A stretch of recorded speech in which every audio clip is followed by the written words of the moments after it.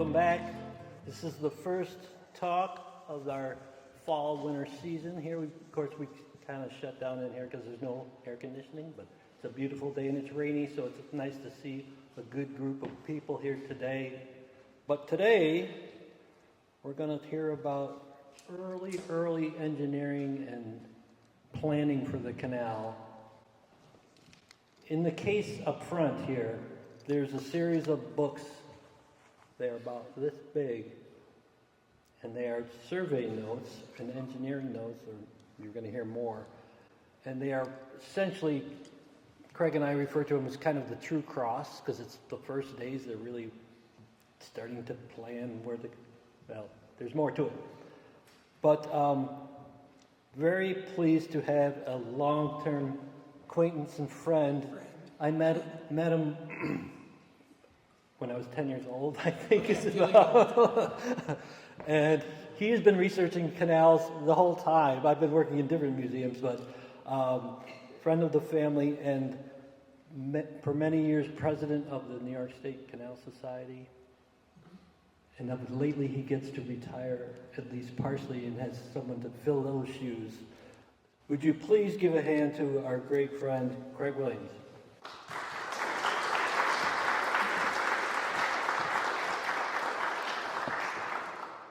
Thanks, Patrick. Is that voice okay? So yes, I'm with the Canal Society of New York State, and it's a membership group. We have a website, always welcome new members. We had a wonderful bus tour just last week. I could spend the rest of the afternoon just on that, but never mind. Okay, so as Patrick mentioned, the Historical Society here has this wonderful collection of about a half dozen survey books, and he stole my remark about being a piece of the true cross. I first used these back in early spring of 1971, back when you were down the road. And I swore at the time that, oh my God, I gotta promise myself that I've gotta spend more time researching these field books. Only a half dozen of them, half a dozen pages of manuscripts, but I could tell back in 1971 that you really get a sense of what it was like in those very early days of planning for building the Erie Canal. So off and on over the decades, I did stop back when I had a particular question, but last month, thanks to Patrick, I was able to spend at least an hour looking at the field books. So my promise, 50 years later, people who know me would say, Craig's promise, 50 years, yeah, that's about right. So here they are. That's all of them spread out on the table downstairs.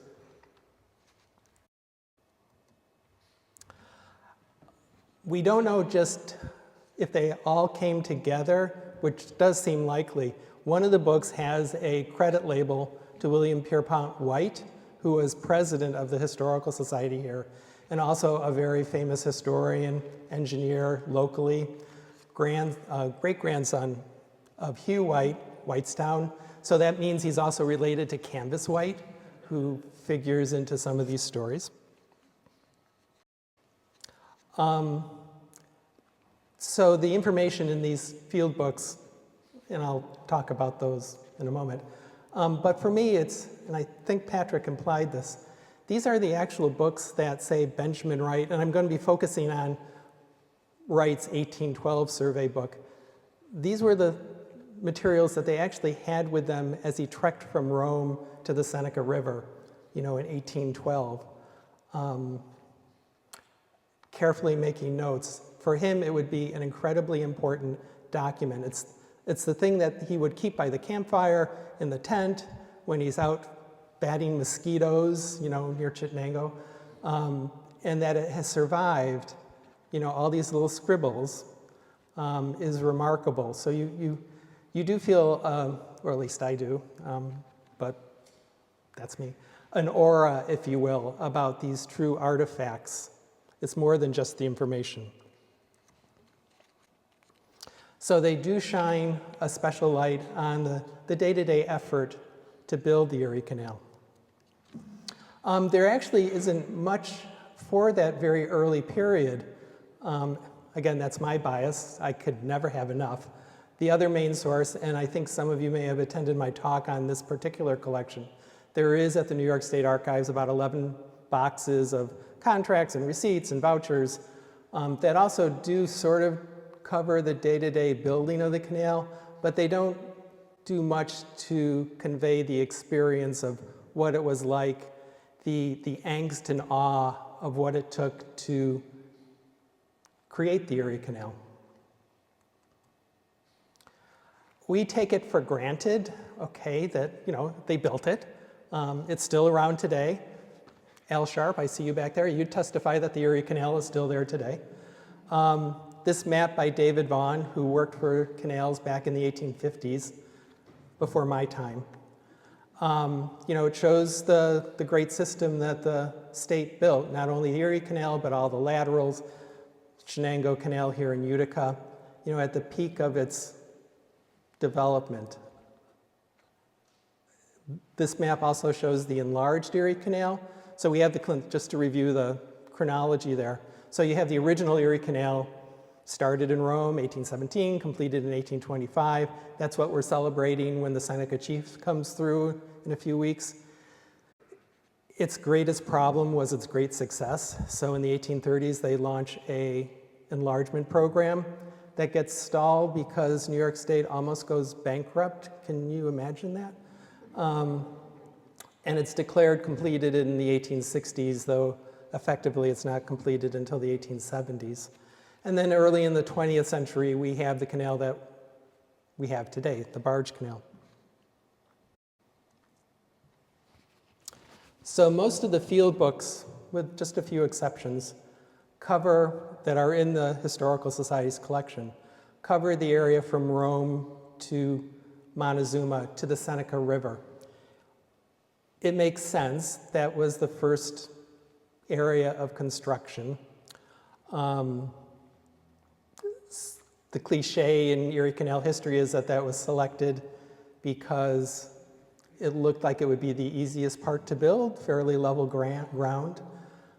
That's true. Also, they probably recognized that in 1817, there was no guarantee that they were going to finish. You know, this was a work in progress. It may not happen.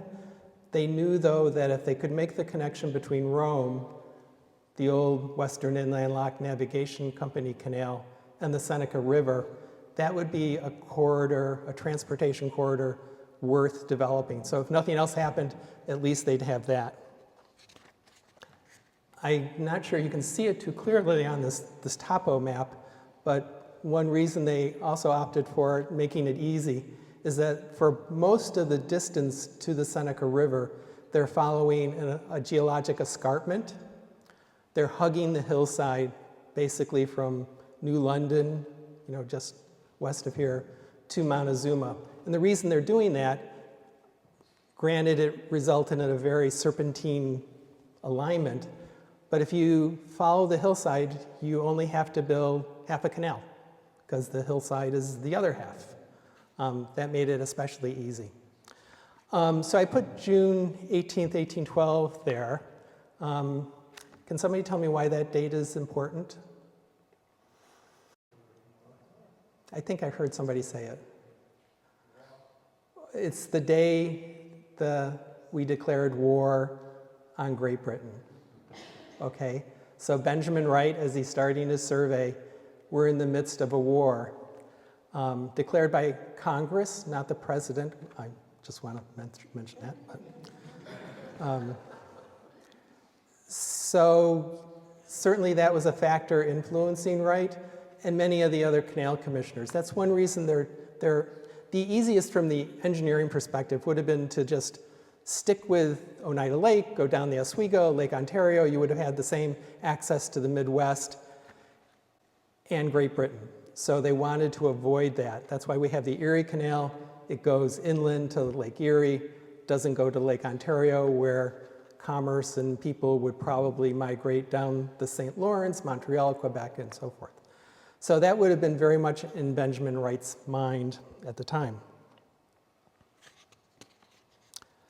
Nonetheless, you got to respect the spirit for building it. I was going through my notes the other day and came across, so this is the same year that Benjamin Wright is doing his survey. The commissioners are commenting on their hope for building an Erie Canal. And again, it gets stalled because of the war.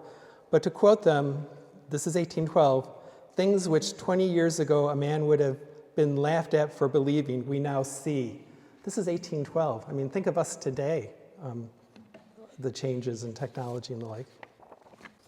Certainly Benjamin Wright gets a lot of credit for doing this planning, but there was actually already an existing body of work that maybe he had access to. So much of the area that he's covering was included in what is called the military tract, much of central New York.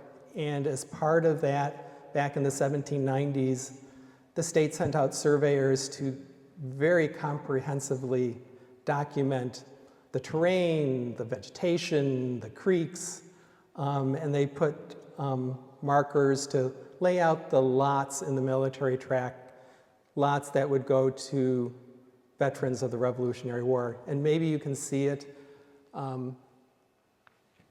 the way they would mark it, and Benjamin Wright would do the same thing. They would mark a tree, okay? They would have an axe and they would actually carve in the tree, you know, this station or this corner or whatever. Certainly not the most permanent way of doing that. Benjamin Wright would have also been very aware of the fact that on DeWitt's map, Simeon DeWitt, and likely Benjamin Wright knew Simeon DeWitt. DeWitt was the state surveyor general. You can certainly see on that map the Oneida Reservation and the Onondaga Reservation. Maybe Wright wasn't all that. He was probably suspecting that the state was going to take control of that property fairly soon. In fact, when he later does another survey of the route of the Erie Canal in 1816, revisiting what he did in 1812, he makes the comment down around Oneida, New York, about building a branch canal down to Oneida Creek, mentioning that the state now owns the property and that the rest of the property will soon belong to the state. I don't know what he was thinking. We'll just leave it at that. The other existing body of work, the state had already started sort of planning for an Erie Canal. One of the landmarks in canal history was James Geddes' survey of the western part of the state in 1808 that really made the canal possible. He discovered a place just east of Rochester where the canal could take advantage of water all the way from Lake Erie by going over Irondequoit Creek by a giant embankment. So on the left is his original sketch that's at the New York State Archives of that crossing. And then he revisits it in 1816 with a much more polished map showing how the canal would route through that valley. The canal would go above the creek. By getting up high, it could still tap the water from Lake Erie. That portfolio of the 1816 Geddes maps is at the New York State Archives. And on the concluding, it's a giant portfolio. And on the last page, when he starts in Buffalo and he goes to the Seneca River, the Cayuga Marshes, and at the end of that, he makes a note, continued by Mr. Wright's survey, and that's on the right-hand image. I can't overestimate just how important Benjamin Wright is to canal history and to canals and railroads throughout the Northeast and the Middle Atlantic state. He really kind of established the profession of engineer in the United States. So that signature Benjamin Wright engineer, that's actually an envelope that's addressed to Benjamin Wright, obviously, but it's written by Isaac Briggs, somebody who we'll be talking about momentarily. There's a reason why New York State reached out to Benjamin Wright. Certainly the focus, everybody realized Rome was the focus. It's kind of the headquarters of the Western Inland Navigation Company from the 1790s. There was already sort of navigation up at least that far, pretty secure navigation. And Wright was sort of from Rome. Patrick, I would actually say north of Rome. Would that be right? Yeah, okay. So he certainly knew the terrain, and he had already done a great deal of mapping in central New York, in the Black River and that area. So the two maps on the left were done by him in the 1790s and early 19th century. Those are in the New York State Archives. He does work for the Western and Landlocked Navigation Company. When he works for the state, when the canal gets going, he also does a survey down the Mohawk River. That's on the right. That's at the Erie Canal Museum. I keep mentioning these different institutions because getting back, remember this is about those field books, sorry. Those are kind of the Rosetta Stone for kind of integrating these different manuscripts and documents that in isolation are kind of hard to interpret. Those field books have proven to be the key. And I'll tell you more about that, especially in one particular case. Right here at the History Center, you didn't bring it out though, Patrick, this time, right? Okay. There's this giant portfolio of Benjamin Wright maps of the Mohawk River, and it certainly shows, he's doing this in 1803, his skill. Utica does become bigger. I'll just mention that.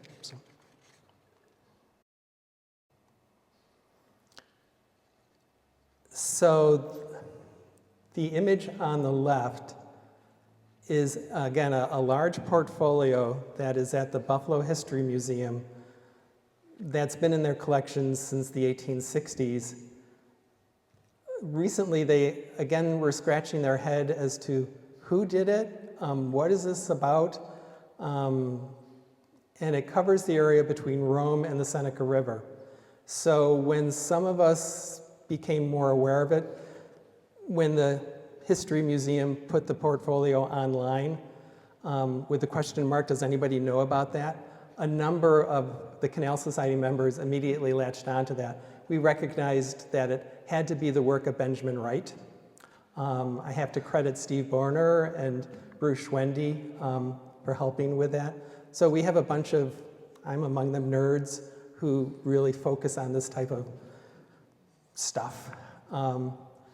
So we've really used that portfolio of maps to better understand his 1812 survey. So he does the 1812 survey. The field book is in the case. He revisits the route after the War of 1812 in 1816, and that manuscript is at the Jervis Library, I think. Yeah, okay. Much more detailed. So this is one of the images from that Buffalo portfolio. Again, beginning in Rome at the Western and Landlocked Navigation Company Canal. And maybe you can make out there are red lines, different tracks. He's trying to figure out just where the canal is to go. I mentioned earlier that once they get a little further west, they hug the escarpment. That's easy, but how to get from Rome to there was an issue. So he's kind of trying to figure that out. A page from that 1812 survey, which seems so tiny and so innocuous, but is filled with such great information. So I mentioned Steve Borner a moment ago. He was able to take those numbers, the degrees. So when Wright is doing the survey, there are two parts that he's looking for. One is the direction, east, west, north, south, and also the level, because you want to build a canal, you want to try and keep it as level as possible. So Steve's been able to take those figures and actually plot them out on the map to figure out just what Wright was doing. And you can hopefully see where Steve has indicated Wright's notation that Station 5 is to a black ash, where they carved in Station 5. So they're using these trees as markers. Remember, there's very little out there to refer to. So Wright does the 1812 survey, and he submits to the state. He's doing this as a state worker. I was a state worker for maybe too long, over 30 years. I enjoyed my job as a curator at the New York State Museum. And I found in the New York State Archives his expense account for doing the survey. And it's full of details. On the right side image, maybe you can't see it. At the very top, he's being reimbursed for $6.19 for 18 pounds of chocolate. Okay, and curiously, I find that in several of the expense accounts for the engineers, and there's sugar there too. I know when I put in for Snicker bars, they never accepted that. So Wright at that time is getting like $4 a day. Later, when he's actually supervising the construction of the canal, he is the chief engineer for those first years of building the Erie Canal. He gets up to $4.80 a day, which is really a lot relative to that time. But the point I want to make is the comparison between Wright, who's at the top of the pay scale, and the laborer who's getting 75 cents a day, which, is much less. But the spread, if Elon Musk and the janitor in one of his companies were at that spread, is that making sense? The scale is much greater today. So I shouldn't go down that path. But also in his expense account, he made a note off to the side. There's a tent and 2-gallon bottles which are charged on bill and which perhaps ought to have been sold and credited, but I suppose they might probably be further surveys, maybe, and these would, of course, be useful to retain. He retained them. You do get a sense in some of this that maybe he had an attitude. Indeed, in 1825, he goes back to New York State. Let's see if I can find it.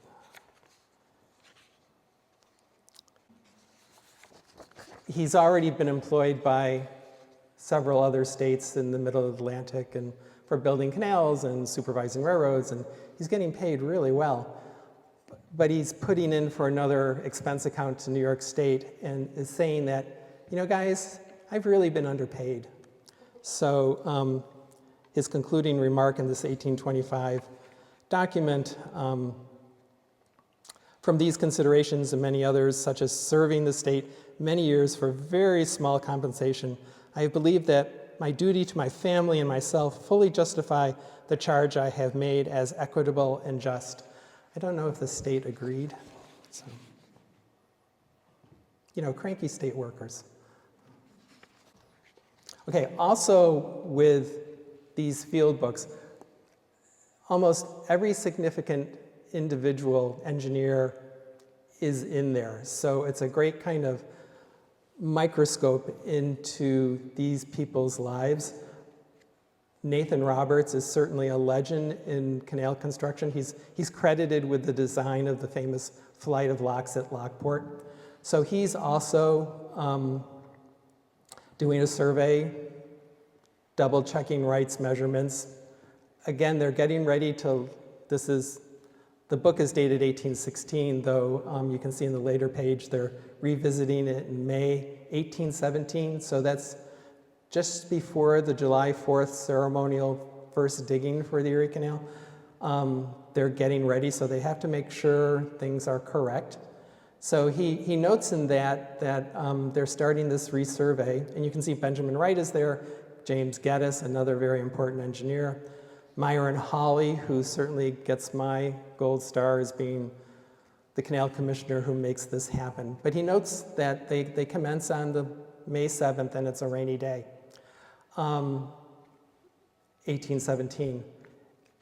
When they report on, so they've let contracts July, June, 1817, and in the months after that. But it turns out to be a very rainy season. And in fact, in the annual report covering that period, the canal commissioners, maybe tongue-in-cheek, are trying to explain, well, we didn't get as much done as we hoped, but the rain has really been a problem. Indeed, the rain was so much that it actually connected Wood Creek to the west of Rome to the Mohawk River, thus making the Adirondack Mountains an island.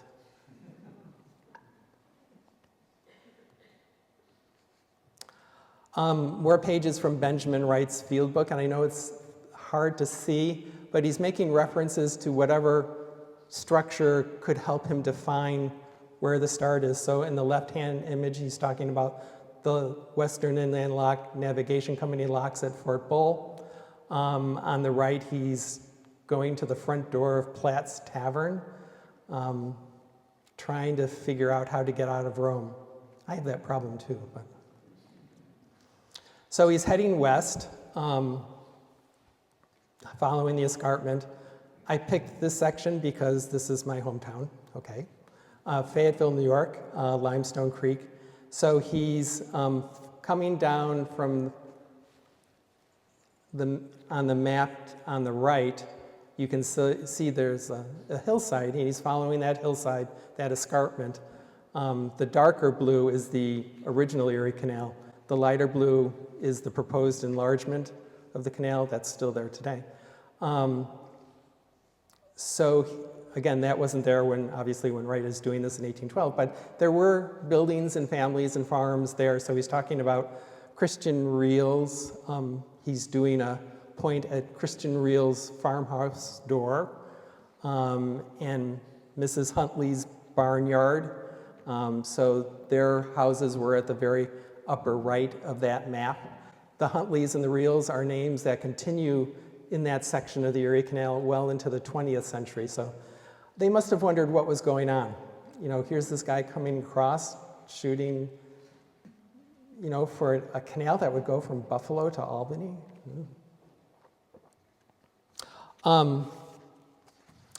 Mr. Reel did find, though, that when the canal was built, it basically took out his farm. So he applied to the state, so this is in 1822. The canal in that area was finished in 1819. He got actually an award of $350 for the damages to his farmland, which at that time was a sizable amount. As he said, my land is occupied and flooded with water from the canal. My well and cellar greatly injured. Many of my most valuable fruit trees were destroyed, and the injuries and inconveniences sustained were numerous. So, I mean, he obviously stayed in the area, but maybe it was a double-edged sword, the canal coming. Nathan Roberts revisits that in 1816, and he, let me just find it. He also talks about shooting a station at the Huntley's corn barn and using the southwest corner of his hog house as landmarks, thence down to Peter Gamayer's farm.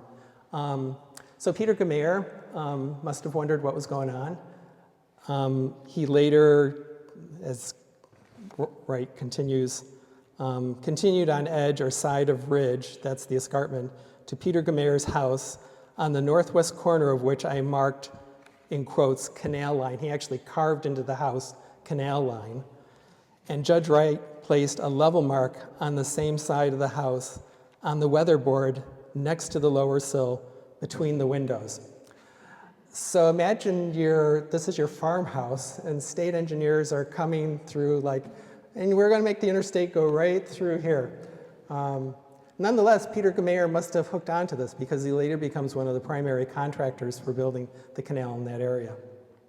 Again, it's those details that are in these field books. So Wright in 1812 is continuing on to what is now Syracuse. And he talks about shooting a line to Salina. Obviously, there was no Syracuse. He knew, as many of the state surveyors and engineers did, Salina was the place to be because that's where, even at that time, salt was paramount.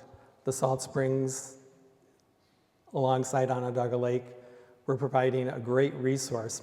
So it made sense, if you could get the canal up to Salina, that would be really nice.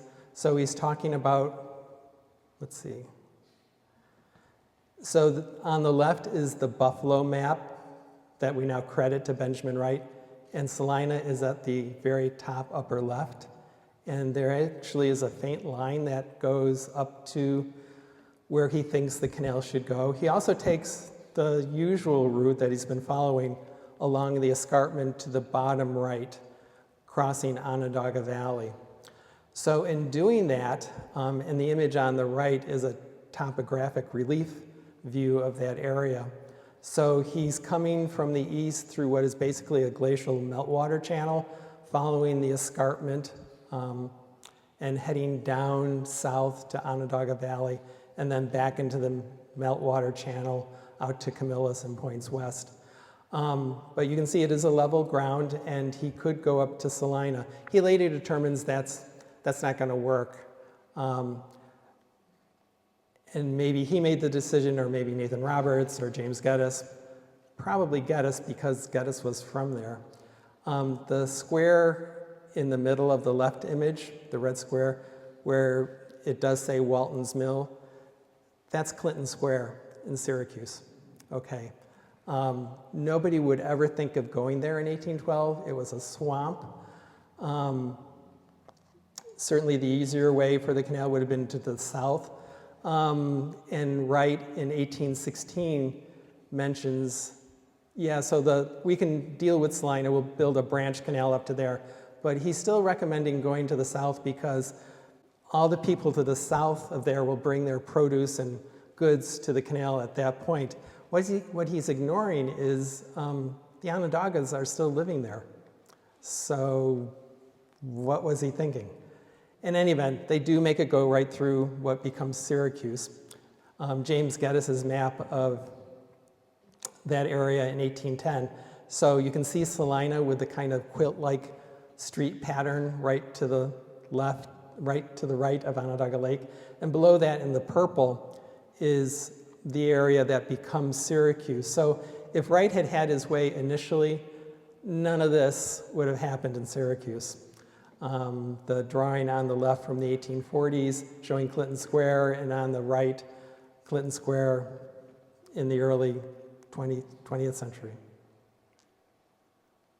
Now a great place to go. The buildings in the right image, Syracuse Savings Bank and Onondaga Savings Bank, at least that's the way I know them. They're called something else now. Still there, still landmarks. Okay, we're jumping ahead further west. Again, this is my bias because the Canal Society has its headquarters in Port Byron. And Wright kind of determined that that would be so. This is a map from the 1840s at the New York State Archives that shows, has anybody here been in Port Byron? Bobby, I know you've been there, so okay. So it has this kind of quirky intersection, and that's because when the first Erie Canal, the Clinton Ditch, went through Port Byron, it followed the hillside. Later, when they do the enlargement, and one of the goals of the enlargement was to straighten out all those loops that resulted from following the hillside, they decided they could just go straight. And in doing so, they actually shortened the entire length of the canal by 13 miles, which would enable a boater to get one more transit of the system a year, which that's a big deal. Didn't help the people in Port Byron. Their commercial center was on the old canal, and Port Byron never recovered.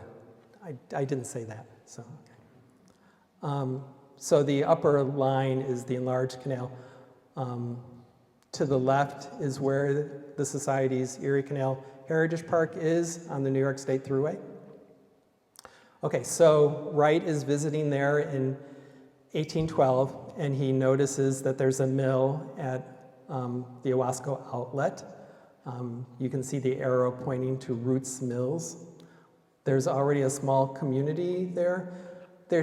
As was the case throughout that escarpment, Chittenango, Fayetteville, wherever the creeks came down off that escarpment, if you could take advantage of the water power, which was key to all sorts of industry, you did so. So Here they did that. When Nathan Roberts visits that area in 1816, he notes that the mill is now called Troop and Matson's Mills, no longer Root. I don't know what happened to Root. But he also mentions that at the creek there's Mr. Buck, what does he say? A worthy man. It's one of the few comments that he makes in his field book about a person, Mr. Buck, a worthy man. That's why that community was initially called Bucksville, go figure. When the canal is completed, they changed the name to Port Byron. Port makes sense. Can you guess why Byron? So this is 1824 when they do the name change. They're naming it after Lord George Byron, who had just died fighting for Greek independence. So here you have this little tiny frontier community now identifying with a greater horizon. I digress more. So the canal again followed the hillside in Port Byron and across Owasco Creek on an aqueduct. So we have a modern aerial there, and I've overlaid the 1834 map of the canal over the creek. And the reason I'm doing that is, and again, I'm from the Canal Society, so I have to do this part. We're hoping to promote that part. There's remains of that aqueduct that we're trying to highlight. Our headquarters is in the building adjoining that aqueduct, the former Roman Catholic Church in Port Byron, that we acquired in 2022, turned it into an archive and library. That church shows on the left side of that image, and you can see that 1819 aqueduct going across to Wasco Creek. It survived well into the 1920s. Now most of it is in our parking lot, though one arch of it does remain. You can see it in this picture. Hopefully later this year we're going to develop a small pocket park there to highlight this very unique remnant of that first Erie Canal. Going back to the field books, remember this talk is supposed to be about the field books. In those field books is one of the few drawings we have of one of the Clinton ditch structures, and it happens to be of that Owasco Creek aqueduct. So it shows the arches going across Owasco Creek. That's one page of several describing how to build that aqueduct, which was, we had an engineering study done of the remain, and the engineer was able to match up those numbers very well. There's not much left of the original engineering drawings. We know they were around. We know from the contracts that they were sending to the builders, make it based on these designs. We haven't found them. Just last month, though, descendants of Canvas White showed up at our facility in Port Byron and said, "We found these old drawings in the attic. Anything?" And they turned out to be original watercolor drawings of building that first generation of Erie Canal locks. Now, the Jervis Library also has some drawings from maybe that time period, but here we actually had one by Canvas White with great provenance. So Wright continues on further west from Port Byron, Bucksville, Roots Mills, and hits the Seneca River, which was his goal. So he started out from Rome in August 15th, and he gets to the Seneca River on October 2nd. So several weeks kind of traipsing across the countryside with a team of rodmen, axemen, cooks, teamsters, tents, camping out basically for those few months as they're cutting a swath across central New York to try to figure out where the Erie Canal is going to go. I keep emphasizing that because that 1812 book that's in the case there is really that special. I keep making that point. Also in the collection here at the center are several pages of manuscripts by Isaac Briggs. Do you remember I mentioned Isaac Briggs earlier with that envelope of Benjamin Wright?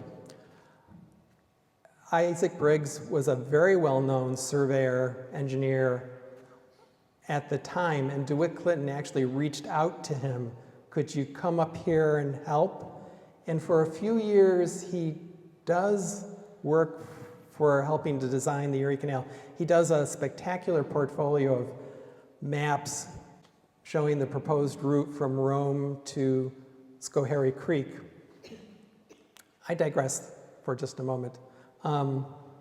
So those maps had been lost for 60 years. We knew that they were at the New York State Library. Only recently, the Canal Society got a grant to catalog its collections, and in our collections we found a microfilm that our curators in past years had done of Briggs's portfolio of maps. They did the microfilm in the 1950s, and they credited it to the New York State Library. This was astounding to us because we had no clue, I had no clue that those maps existed, nor did the State Library. I mean, I worked next door. I worked there for over 30 years. We were all puzzled, where did these, we hoped that they had been returned, okay, but we actually went through their holdings, and for the last 60, 70 years, this spectacular portfolio of maps had been misfiled. So the library is a great place, but I make mistakes like that too. In any event, we found them. They've all been scanned. I think they're actually online now, a spectacular survey. Briggs did other stuff as well. He's working with contractors. You can see in the image to the left, he's writing to Benjamin Wright, thus that envelope, reporting on the work of contractors. There's his map of Utica, which, you know, the road pattern is still true. In his manuscripts, there's also a little tiny account book by Edward Cheever, who, so it's 1817. In 1817, he was 17, 18 years old, more or less a youngster. And he's working under Briggs's tutelage to help survey the canal and work with contractors. And he's making, well, in the bottom image, he started work for Mr. Briggs on May 6th, 1818. And above, he's keeping track of his meals. You know, you would submit to the state what it's costing you. I did that for many years. The other survey, a little different than the others, covers the section east of Utica going to Schoharie Creek by Charles Broadhead. And I could spend just as much time talking about that. It's full of little details. The Mohawk Valley at that time being much better settled than central New York. So there are constant references to houses and barns and log cabins and, you know, corn cribs and all that, which if somebody could spend time, I promise someday I'll do that, maybe another 50 years. It would be a remarkable description of the Mohawk Valley. But here in the page from his field book, he's reaching Schoharie Creek and is talking about seeing Old Fort Hunter. David Bates, another legendary engineer for the Erie Canal, goes on to do other things as well. In his book, again in this collection, he's talking about working with the contractors. He's making notes as to how the work is going, and this is the only reference I've seen to actually numbers of people working on a particular section of the canal.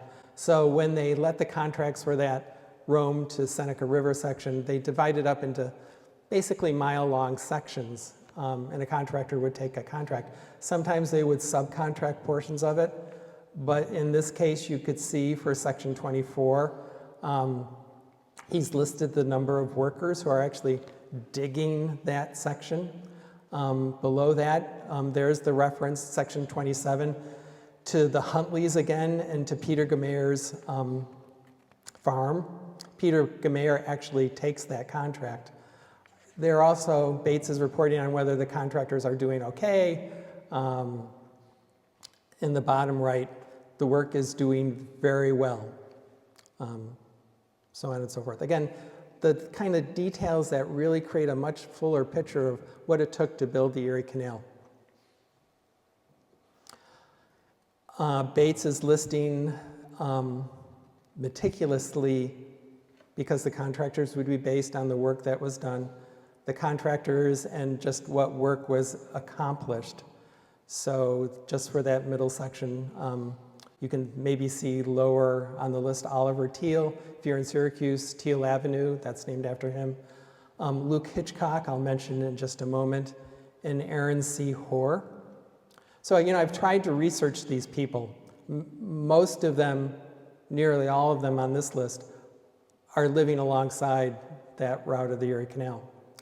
Aaron C. Hoare was a little difficult to trace because it turned out he changed his name soon after the canal was completed. There was something about having a last name of Hoare that he didn't like.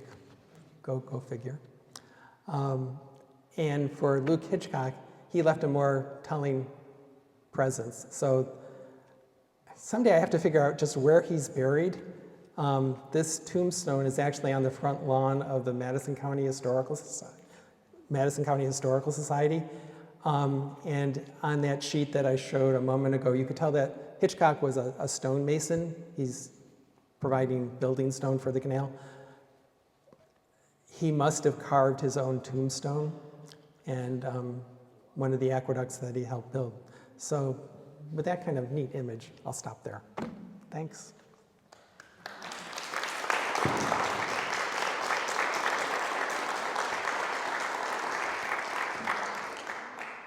I can try to answer questions or create stories.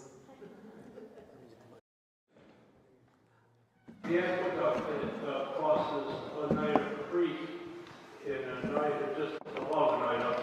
In Durhamville. They're doing a lot of work there. Is that the preserve the aqueduct or? Right, remember that section? Yes. So he's asking about the aqueduct in Durhamville. That structure was actually built as part of the barge canal, the structure that's there today. It, in the 19th century, was crossed with a giant culvert. So that structure was failing, and that portion of the old Erie Canal is still used as a feeder to supply water to the barge canal. It enters the barge canal system at New London, so they still want to maintain a water flow across Oneida Creek. If the structure had failed, Chittenango, Canastota, Fayetteville, DeWitt, their canal would all suddenly be dry. So it's important for them to fix it. I won't mention that some of us have been pointing that out to the state for a number of years, but I'm glad that they're fixing it. I know, I sound like a cranky old man. Other questions? Dick. This is kind of tangential, but I'm just looking at the slides and noticing the handwriting of these men who are doing this, and they're doing it with pen and ink, and you don't see a lot of cross-outs. They seem to know what they want to say. But that's what's so special about these, Dick. Yeah, can you imagine Benjamin Wright there standing, maybe sitting on a tree stump, somebody's yelling out the number, south 74 degrees or whatever, and he's trying to carefully note that in this field book, which is the only source. Okay, it's not like he has a tablet and, at that time a cloud was a cloud. So if he lost that field book, it would have been game over. So yes, that type of meticulous script is incredibly important. Could it have been neater? Yeah, but when you read my field notes, you eventually get back, and indeed Wright does, polish that stuff up. But again, that's what makes these field books so neat, is that it's that first, you can see him standing there scribbling. Can I digress for just a moment? So with our facility at Port Byron, we work with local schools a lot, and we have a wonderful library of 19th century manuscripts, similar to the field books. And we've encouraged the students at the various high schools to come down and use the material, read these letters from 1819 about building the Erie Canal. And I'll put them on the table in front of them, you know, in the handwritten script from 1819. And you know what? They can't read it, which, okay? So, you know, there's a generation of people who can't read those field books. Do you know, Craig, when the pencil came along? Oh, that, yeah, but it probably would have been not sharp enough. Yeah. Yeah, so remember, as Dick pointed out, he's using ink. So he would have a quill, he would have a bottle of ink. He's trying to balance all of that while also doing the survey. That's what I mean by getting that sense of day-to-day work on the Erie Canal. Good observation, Dick. So. Yeah. We go way back. Thanks.